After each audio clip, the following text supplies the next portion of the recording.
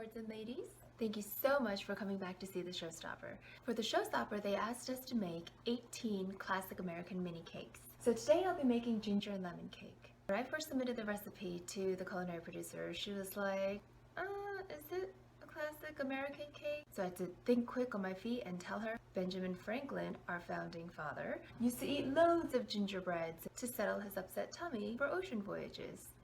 And George Washington, our first president, he used to be very fond of ginger cakes. His mother used to make them frequently, and her recipe even ended up in America's first cookbook. So yeah, I'll say it's pretty classic American. Oh, I'm such a geek. In my mixer here, I've already sifted some self-raising flour, salt, ground ginger, and ground cinnamon. In here, I've melted some margarine, dark brown sugar, treacle, and golden syrup.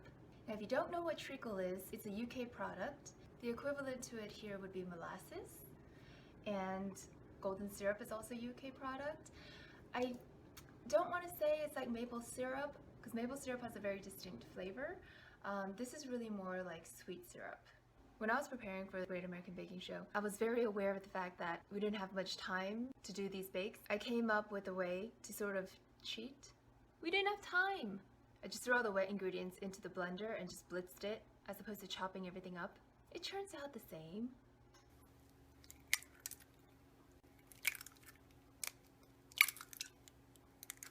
In my mini food processor, I already have some eggs. I'm gonna add to that 2 crystallized gingers. I use chopsticks for everything. Some people say ghetto, I say resourceful. I'm Asian. Oh, now I'm adding some stemmed ginger. We don't have these here in the US. Again, there's so many things we don't carry.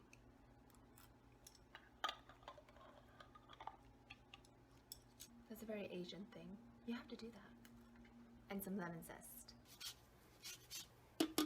Watch this.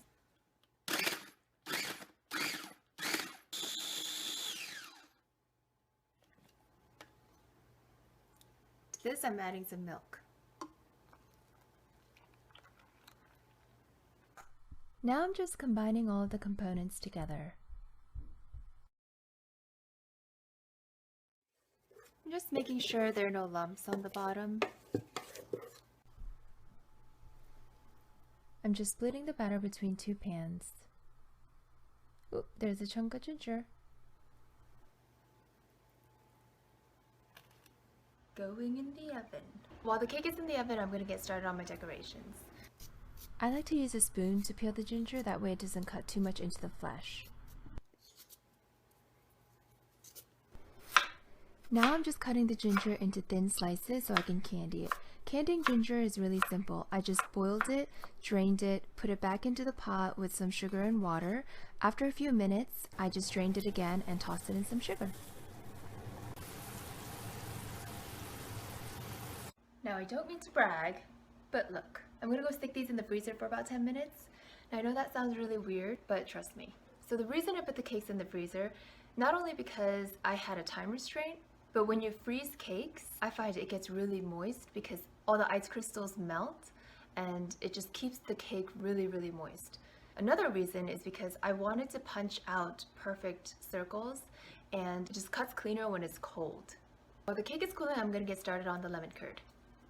So in this pot, I have some butter, eggs, sugar, lemon zest, and lemon juice. You just have to keep a really close eye on it and continuously stir until it thickens. I have my lemon curd, so I'm gonna go make the cream. I'm just whipping up some mascarpone and heavy cream. I've taken the cakes out of the freezer and they're completely cold. So now I'm just cutting 18 circles with this round cookie cutter. It's hard to believe you can get 18 rounds out of this small tray, but I created this recipe so you get exactly 18. I like to cut out the cakes from the back so the tops don't have any jagged edges. Moving on to the glaze, this is going to go on top of my cake and it's really simple to make. It's just powdered sugar, or some people call it confectioners or 10x, or icing sugar is all the same thing, combined with a little bit of lemon juice. If it's too tart, you can add some water as well. I think it's easier to glaze the tops first before I assemble them. That way I can hold each one and control the glaze where I want it to go.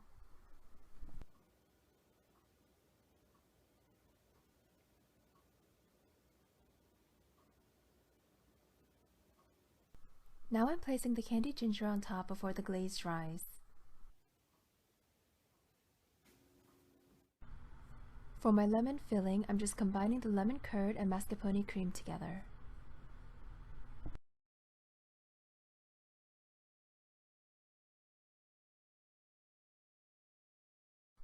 Now I'm filling the piping bag so I can pipe little rounds inside of my cake. I know that's really simple, but sometimes I think simplicity is beautiful.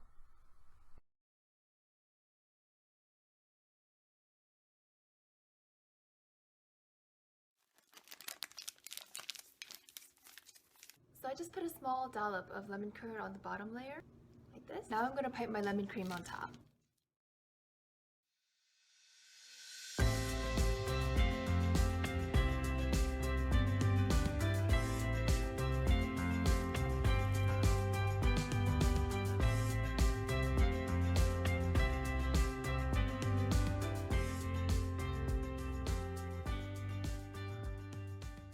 That's it for my ginger and lemon cakes.